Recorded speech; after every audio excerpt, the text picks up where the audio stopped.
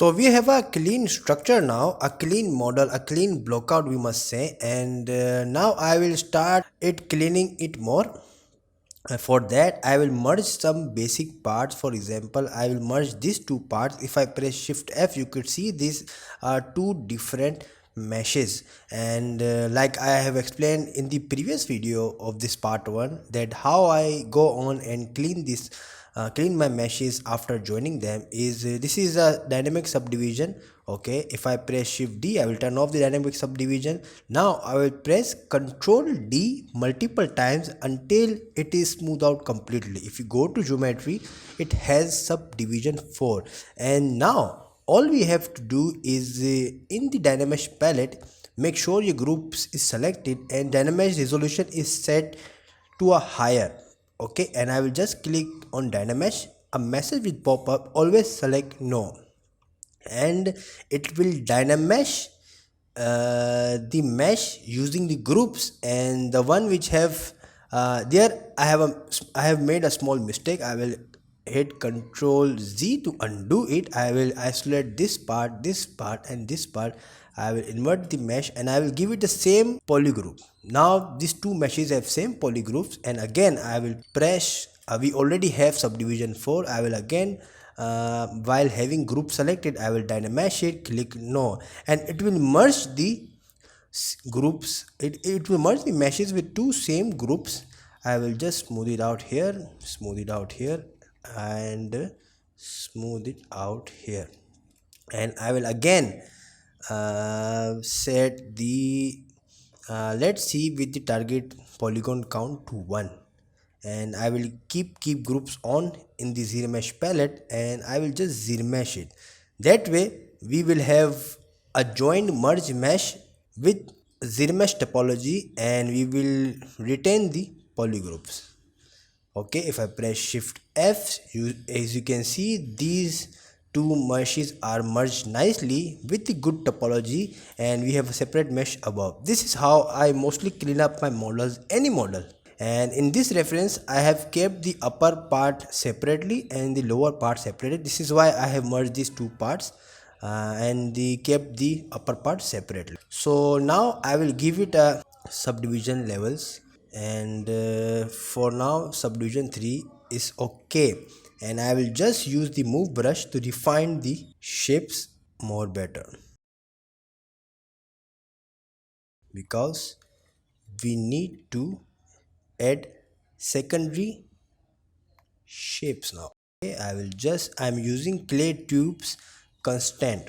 If you press shifts B, C, and there are certain clay brushes, and there is a clay tube as well as clay tubes constant, and I used constant. Now then, I have to match this nostril part, and I have dig the cavity. Now I just have to use the move brush to match the cavity. Gap and distance is my mantra. Here is the gap is okay. The shape is separate, distance and shape, and just using the move brush I will refine these shapes more properly. No need to get into rush.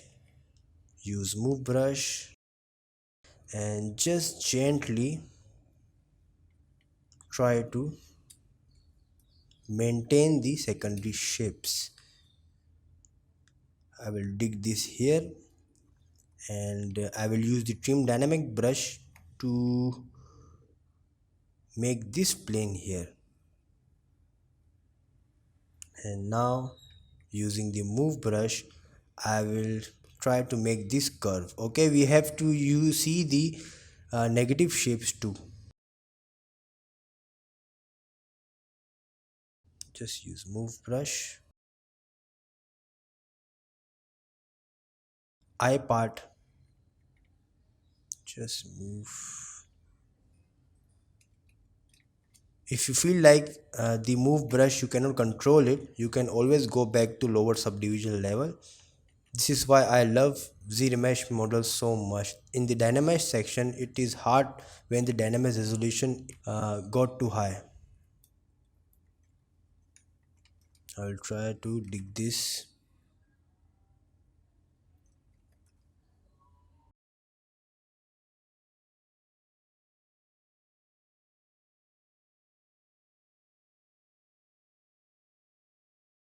I will add more clay on top of this body of this crocodile to give it more base to follow.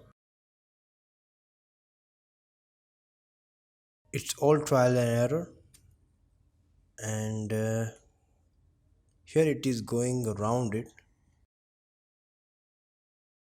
Just have to smooth it out and try to maintain the secondary shapes, and at the same time you have to make it look interesting, and you cannot do it in the one go. Some people can, but whenever I sculpt, it's always trial and error for me until it look good. As I mentioned in my previous video, it is in the value of the suck for now, but it won't stay there for any longer.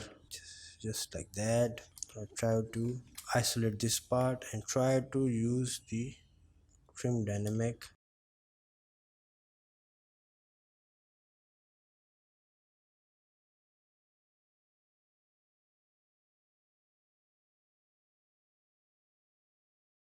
Try to see this arc, and this jaw is quite bugging me at the moment. I will switch it to lower subdivision.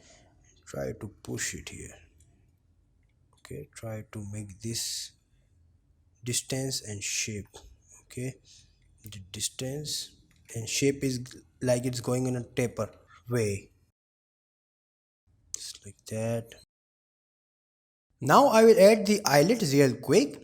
As you can see, we have all the parts together in this model except the teeth and the eyelids, and it's really bugging me because the shape of the eye and the missing eyelids could change this character a lot.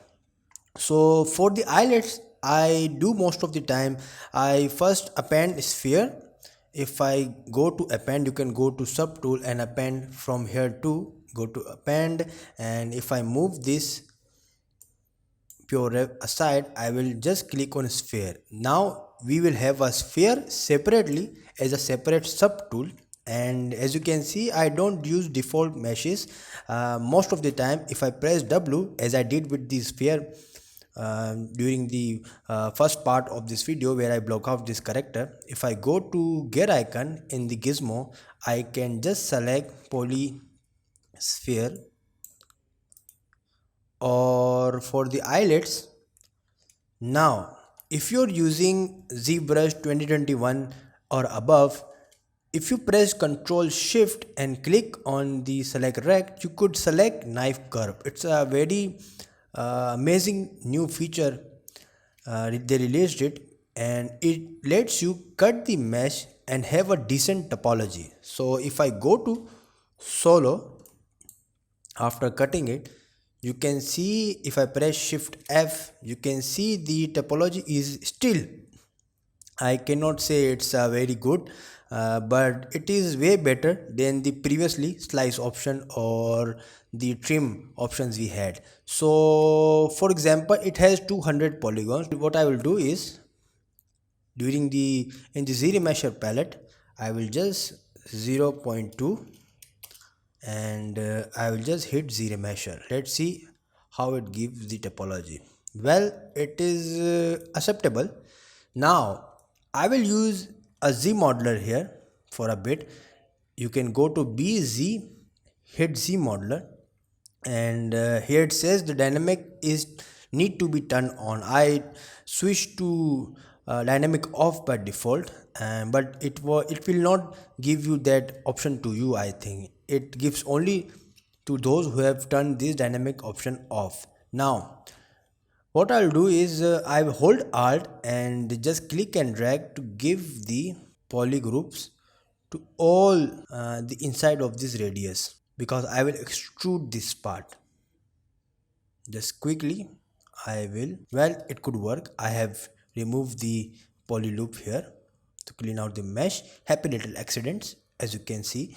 And now I will select the face, hit space bar, and the Q mesh is selected. I will choose polygroup all. What it will do is it will detect the polygroup and it will use the Q mesh option to all the faces with the same polygroup. For example, if I click and drag, it extrude using this particular polygroup. Okay, and if you don't know how to use Z modeler, I recommend you at least learn the basics. It will speed up your workflow a lot. Now then, I will undo it and I will just drag it more. Okay, now we have sort of a hollow sphere. I will go out from the solo mode and just scale it down. I will hit D to turn on dynamic subdivision and just place it where the eyelid supposed to go. And this is how I create eyelids for all the characters. It's very basic and non-destructive workflow. It mostly works for the stylized character, not the organic. Well, you can particularly use it for the organic as a base, but you would have to sculpt out the details later. Now the shape and distance, as it is my mantra, and the distance is quite, I think I will just scale it down, drag it here, and don't worry about the other side. I will use the mirror and weld and turn on the symmetry. Now we have this mesh on both sides, and I can just drag and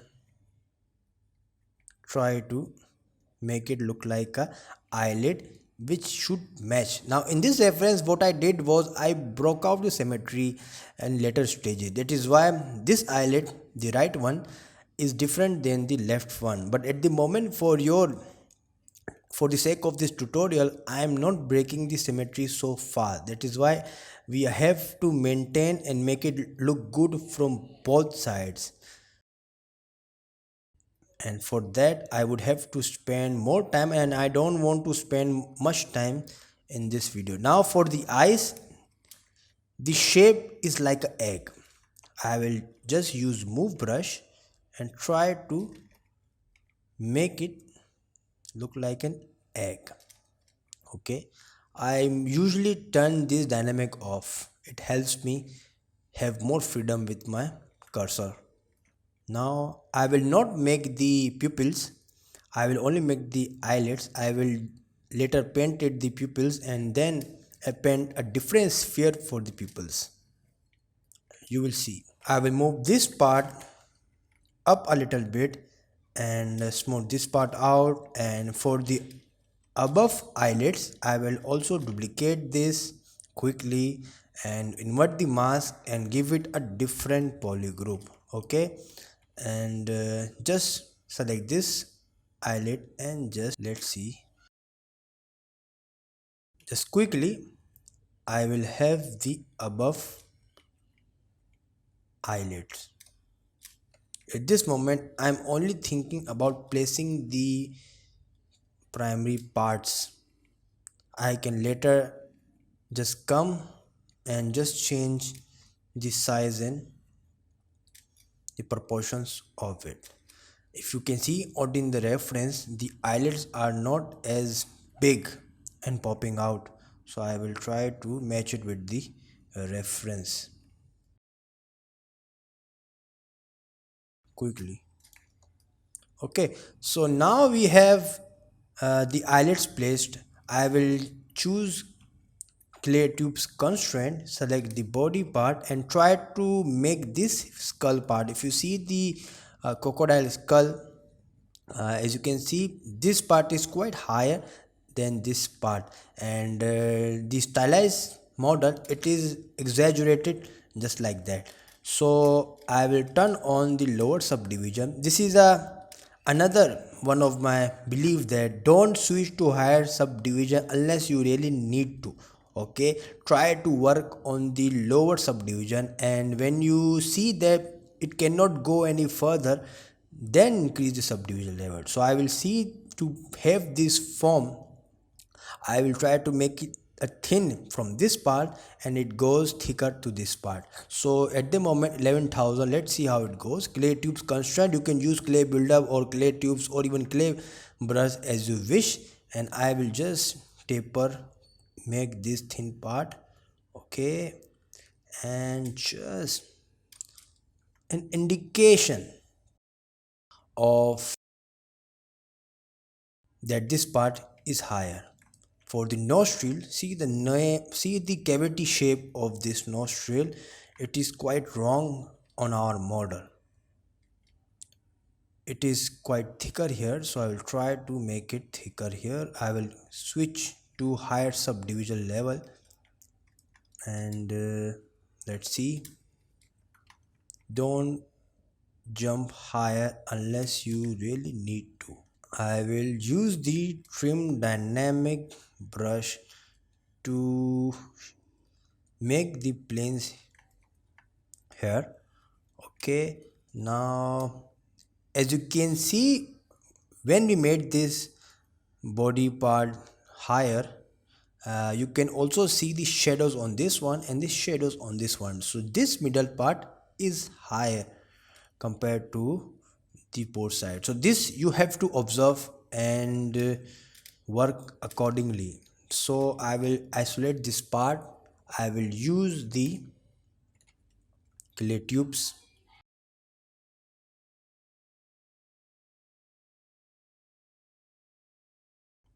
and just try to make the middle part higher.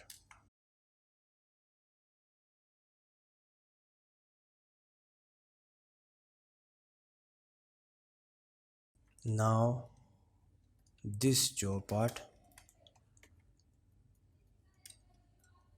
let's see, and now I will go on and create this cavity here, and I have to be really careful that I don't make this like a wobbly shape.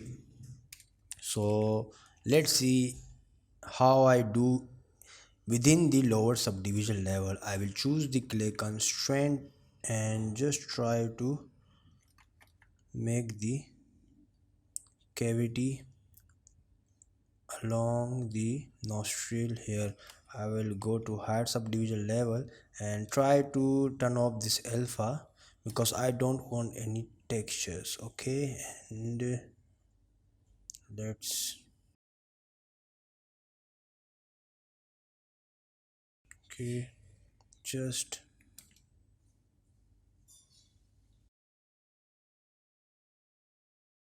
slowly, you don't have to rush it. Speed will come in time. You just have to train your muscle of the hand, and it only happens with the repetition. The more you do something, the more you get better. Try to have this shape, then it is going curve and it is quite different here. So what I will do is I have made my own pinch brush which is called Khatri pinch. It is basically a normal pinch with lazy mouse turned to 30, and I save this brush as the Khatri pinch brush. You can create your own. Just select the pinch brush and turn on lazy mouse and select the lazy radius to 30.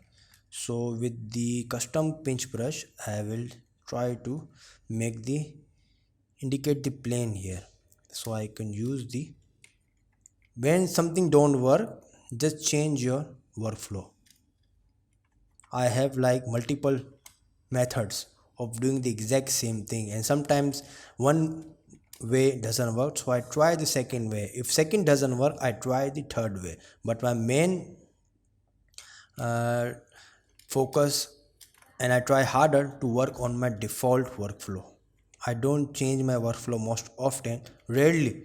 If something I'm stuck, I change my workflow. So at the moment we have trying to add the secondary forms the first primary forms we made it, and now I'm trying to have this with the standard brush. I will try to pop this scale a little bit more. Now almost all the pieces are put together. Always remain are the teeth, and for the teeth as usual I will append a sphere, and I will turn into a polysphere via gizmo. So let's select this newly appended sphere. I will just click W to open the gizmo and select polysphere. Now we have a sphere with a decent topology which I use most of the time, and I will isolate the other part and just try to match the shape of the teeth. I will turn this subdivision dynamic subdiv on. I always turn this on. I will turn on the symmetry and quickly, just with the move brush, I will try to make the shape of the tooth. And from the old direction, remember we are sculpting it in 3D. We are not a 2D artist. So always rotate around your canvas and use move brush or design whatever you are designing from all angles.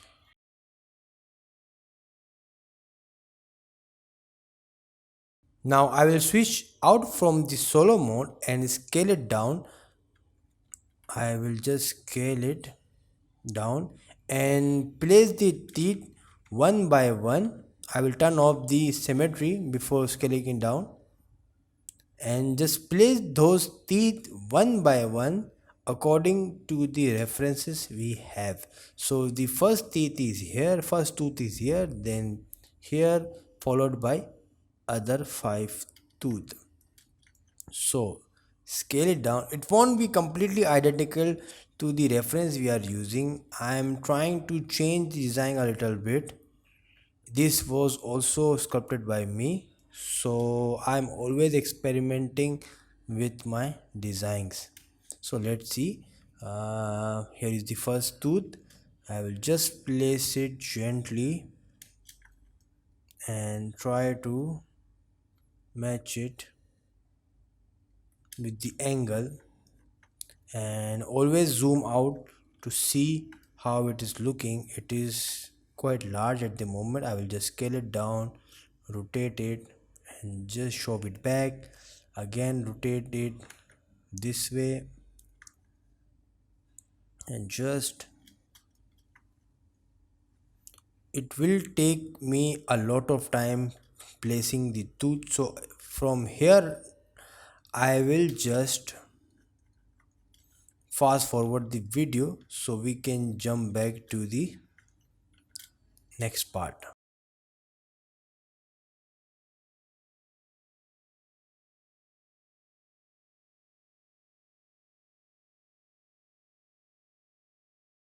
Now that we have all the teeth pieces together, and so we can now use the feature mirror and weld. We have placed it on only the one side, but this mirror and weld, which you can asset from the geometry and modify topology, here you can use the mirror and weld option. If I click it, and it will just duplicate on the other side. Now all is remain is the polypaint color and some secondary details, and for that I will polypaint is a separate subject, and for that it is better that I do polypaint in the next video, not this, because this video is already gotten larger. So one thing which is bugging me is the shape of the eye. Remember, this is a render from a certain angle, and if I see it from here, the eye shapes needs to be thinner from the top and wider from the bottom. So I could do is use the move brush and try to taper the eyes a little bit, and we will adjust the eyelid accordingly, because I want the model to look, if not complete, just identical for the identical if to the reference we are using. The more you time spend on it, the better you will get the model. But for now I think this is it for the eyes. I always remain yes adding the iris and the pupil, but for that I will first paint out the iris and pupil. On top of that, then I will use the sphere on top of it, which I do in almost all my model. So that's it. I will wrap up this class. In the next video, I will be using poly paint and we will be poly painting this character. Maybe I will add the secondary details and this scratches or the cavity of the body, but it's for the next part. So I hope you like this video. If you like it, please subscribe, share this with your fellow artists, and until next time.